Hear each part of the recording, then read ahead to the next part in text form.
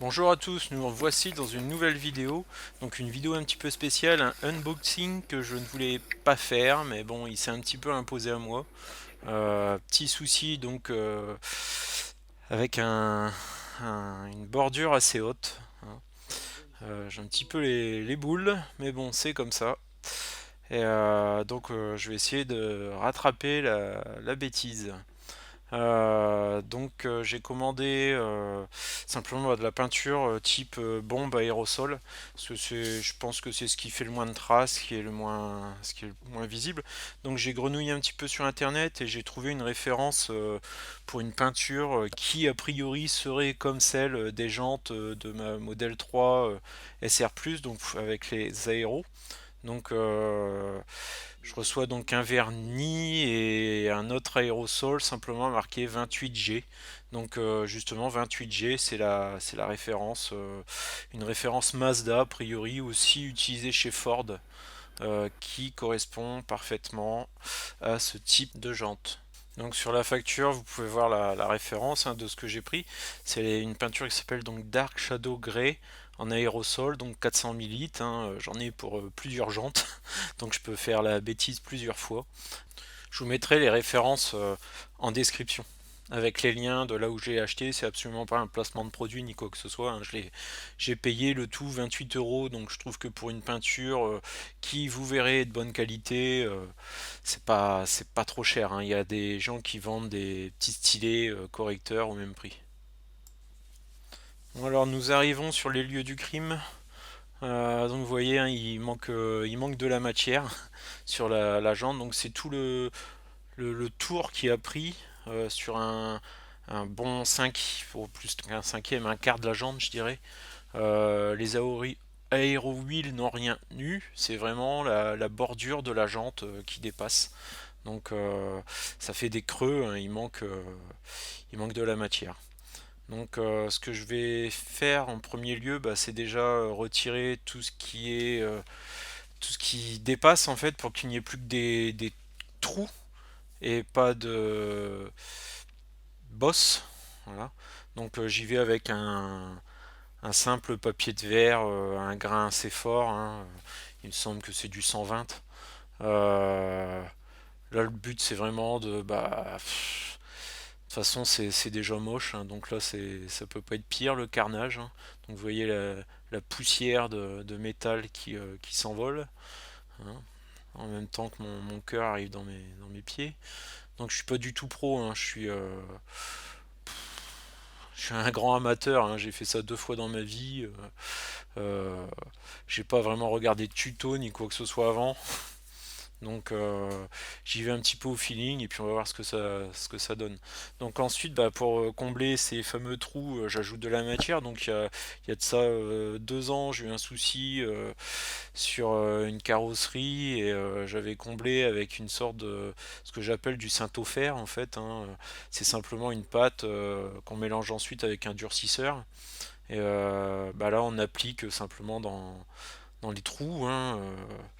Donc un peu de. Heureusement, il fonctionne encore. Il a l'air encore bon, mais bon, ça fait un moment que je le stocke, donc a priori ça se conserve. J'en ai fait 4 fois de trop, hein. J'avais juste besoin d'une miette et j'en ai étalé partout comme un. Ouais. Donc j'étais pas vraiment. Je me suis dit, je vais essayer de faire ça vite fait. J'ai un petit peu de temps, et puis finalement, je m'y suis pris un petit peu comme un sagouin. Mais bon, Euh, là, on étale et on repense derrière. Donc, un pro aurait démonté le pneu. Euh, oh, J'aurais bien tout dépoussiéré. J'aurais bien. Bon, j'ai passé un coup de chiffon avant, mais bon, uniquement aux endroits où j'ai pas nettoyé toute la jante. Euh, donc ensuite, bah, une petite demi-heure, c'est bien, c'est durci, ça durcit presque instantanément en réalité, hein. J'ai attendu une petite demi-heure pour pouvoir reponcer. Donc là, j'y vais à nouveau avec un grain assez fort pour enlever vraiment l'excédent.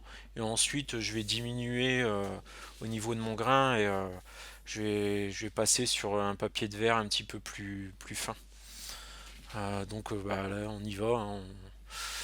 on enlève tout l'excédent et le but c'est d'essayer d'obtenir vraiment une surface lisse. Et je fais attention de ne pas déborder sur la jante parce que le reste de la jante n'a rien. Donc méfiance, je n'ai pas envie de repeindre toute la jante non plus, hein.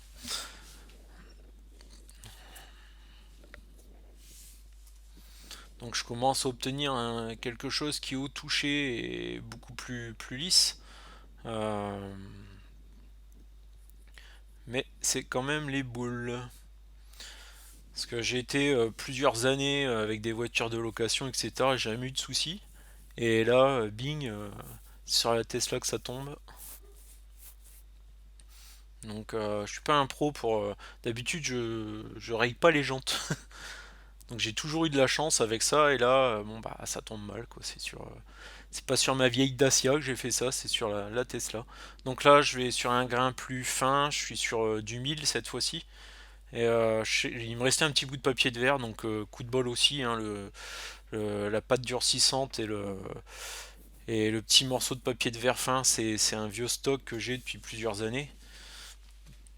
Donc je mouille au niveau de la jante parce qu'en fait c'est un... Puis je nettoie un petit peu aussi la poussière en même temps. Parce que c'est du papier de verre qui s'utilise plutôt avec de l'eau. Donc on est vraiment sur un grain plus fin. Idéal, un pro je pense il serait même monté plus haut, il aurait été vers du 1500 ou quelque chose comme ça. Bon là je n'ai que ça sur ça dans mon petit stock. Donc j'y vais, là j'obtiens vraiment quelque chose de beaucoup plus fin. Au toucher c'est beaucoup mieux. Je m'y suis repris quand même en deux fois, j'ai remis, là on le voit pas dans la vidéo, j'ai coupé au montage. Mais je m'y suis repris en deux fois, il me restait quelques petites imperfections. J'ai remis un petit peu de pâte et j'ai reponcé à nouveau. Voilà. Donc là, on est à la finalisation. Donc là, c'est bon. Au toucher, je sens plus rien. C'est comme si que c'était tout lisse. Donc là, on va passer à la peinture.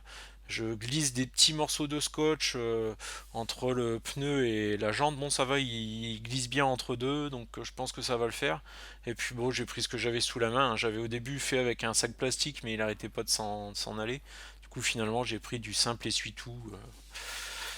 Elle va vite. Donc la bombe, je la secoue, un petit coup de pitch sur les cailloux, et on y va. Des petits coups, et en plus j'ai même pas vérifié la coloration avant, hein, bien sûr.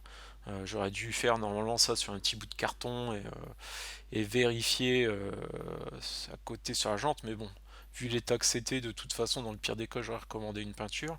Maintenant que c'était tout poncé, ça servait plus à grand chose de vérifier la teinte. Et là, je m'aperçois que c'est vachement bien, hein.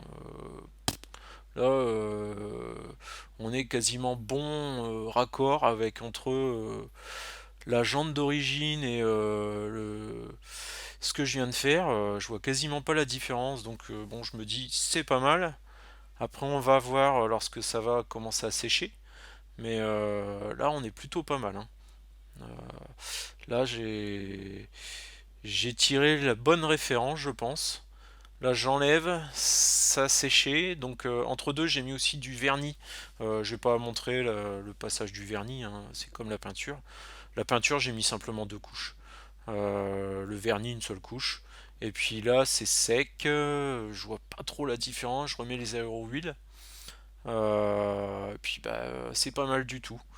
Donc j'ai laissé sécher une petite heure et manque de bol, il fallait que je me rende.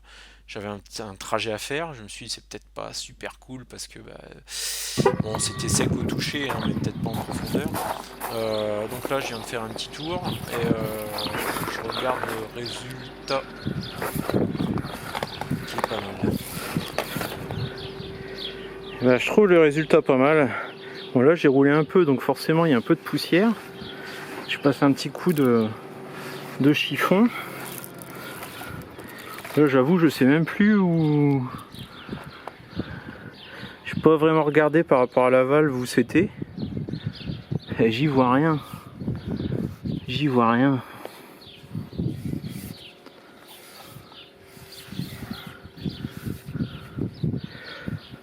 Ouais, ça a été dans cette zone-là, il me semble. Il me semble. Ouais, c'est cette zone-là. Parce que j'ai débordé un petit peu avec la peinture. Finalement, ce qu'on voit, c'est de la peinture sur au niveau du pneu qui est légèrement coulé. Bon, c'est rien, ça va partir ça. Mais sinon, sur la jante, je vois même pas la démarcation, la différence de couleur, parce que j'ai pas fait le tour complet de la jante. Je vois même pas où s'arrête la peinture et où. Super satisfait pour un truc fait un petit peu à la va-vite. Ouais, et ben.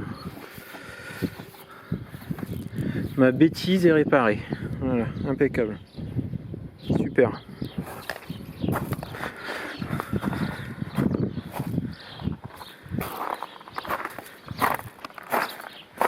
Merci d'avoir regardé cette vidéo. Donc bah oui, j'ai un petit stock de peinture maintenant pour mes jantes, j'espère ne jamais la ressortir, mais bon, je serai peut-être un petit peu moins dégoûté si ça m'arrive une nouvelle fois. Donc prenez bien soin de vous et attention aux bordures.